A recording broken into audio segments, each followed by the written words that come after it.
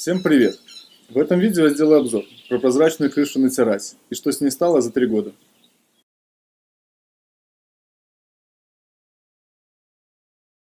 Сразу я начну с материала, который я использовал для крыши. Это профилированный поликарбонат толщиной 1,1 мм.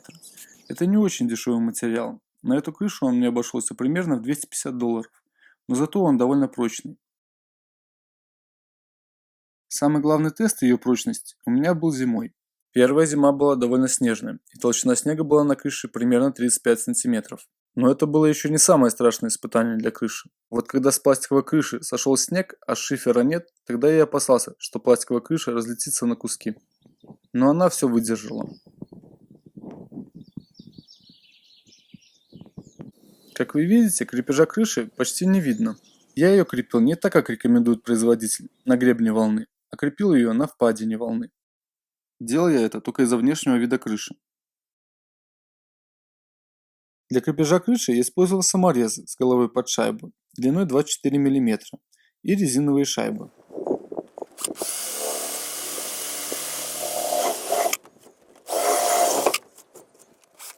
Засверливаем отверстие диаметром 7 мм.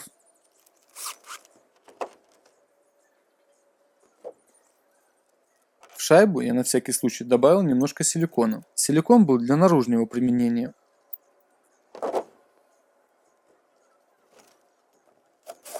Когда закручиваем саморез, не передавливаем резиновую шайбу. Я посоветую лучше сразу купить вот такие силиконовые шайбы. В будущем я хочу заменить и свои резиновые шайбы на силиконовые, так как они более долговечны и лучше подходят к этому типу крыши. В нижней части кровли обязательно монтируем капельник. Его надо монтировать, даже если у вас не будет ливневой системы. Он из себя представляет лишь жестянки, загнутые под угол. Многие допускают ошибку и выпускают наружу по 10-15 см листа поликарбоната, что чревато потом облому крыши при сходе снега. Как видите, капельник у меня был большого размера. Я его обрезал ножницами по металлу. Многие его обрезают болгаркой, но я не рекомендую вам это так делать. Теперь о моих ошибках и недостатках этой крыши. Моя основная ошибка в том, что когда я делал обрешетку каркаса крыши, сделал ее по началу нижнего листа, а надо было делать по концу верхнего. И исправить в моем случае это невозможно, так как обрешетку я зарезал в балке. Как видите, в нижней части перехлеста крыши собирается много мусора.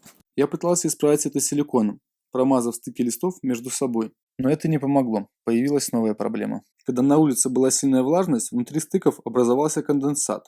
И так как из-за силикона у него не было возможности испариться, то в образованных мелких лужицах зацвела вода.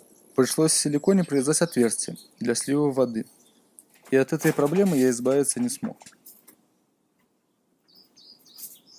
Так что если вы будете монтировать такого типа крышу, сразу подумайте, как у вас будут ложиться нахлесты. Еще один недостаток этой крыши, я его назову эффектом линзы. Само собой, эта крыша хорошо пропускает солнечные лучи. В моем случае, когда мы решим собраться компанией и посидеть на террасе в солнечный день, то палящее солнце не даст нам это сделать в диапазоне с 2 до 5. Но от этой проблемы мы избавились, установив горизонтальные раздвижные шторы.